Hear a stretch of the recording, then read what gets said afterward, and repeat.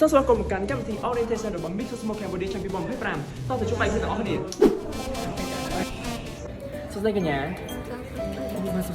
កញ្ញាមានអារម្មណ៍មិនដែរនៅពេលដែលបានចុះជាបេក្ខភាពនៅក្នុងកម្មវិធី Mix Smoke ឆ្នាំនេះបងឃើញសក់ខ្ញុំនេះកំពុងបាសនឹងដោយសាររភើបពេករភើបរបស់សក់តែម្ដងចាហើយសួរមកគេរយដែរ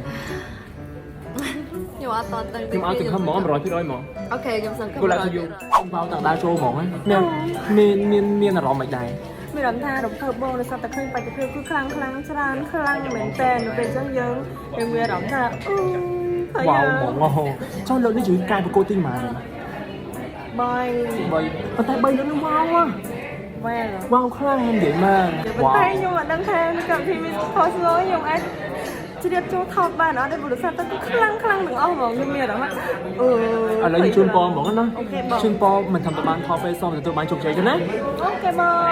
បាយទៅជួបស្រីសាម្នាក់ទៀតសួស្ដី Hello, good afternoon, it's Renaissar Monica. First face in pageant. Yes, I'm not the first one to, because I'm not pageant. This is my first time, super excited. I'm excited too. How do you feel today? It's amazing day. Everything is perfect, chef kiss. I love and I enjoy every moment of it. What do you think about my sunglasses? Amazing. Oh, thank you Great, so much. fabulous, elegant. You want to try? Of course, yes. Oh, look at it. Okay. I can't my dress. Yes, thank you. Alright. Wow, so nice, amazing. What do I look like? Rihanna. Yes. Yes. I love Rihanna though. Hello. ជំរាបសួរទៅតាមកាយវិការតែម្ដងណាបង Hello បងចេញមកចេញជួយជាមួយនឹងបៃពីមួយយើងសួស្ដីទេស្អាតតាមតែដឹងមកកញ្ញាគឺជាបេក្ខភាពថ្មីនៅក្នុងកម្មវិធីបបោកកញ្ញាតែម្ដងណាមានអារម្មណ៍មិនដែរសប្បាយប៉ុន្តែខ្ញុំមើលមកដល់អត់ចឹងថ្មីខ្ញុំមានអារម្មណ៍ថាដូចគាត់ធ្លាប់មានបទពិសោធន៍ជាច្រើនកន្លែងណាមកអញ្ចឹងណាឆ្នាំដំបូង Wow តែគាត់តែបែរតាមស្អាតអត់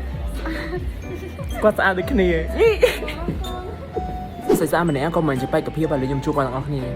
សួស្ដីកញ្ញាធីរីតែកញ្ញាធីរីមានសង្ឃឹមប្រមាណ%ដែរថានឹងអាចចូលរួមប្រកួតបបោកញ្ញាម្ដងទៀតអត់មកសម្រាប់សំណួរនេះជាសរសើរភាសាខ្មែរខ្មែរក៏បងលេងបានចាសម្រាប់ខ្ញុំគឺដូចជាអត់មានទេបងអត់មានទេចាអត់បដ ாய் បាទចឹងបន្តអត់មានបន្តទៀតអរគុណបាទ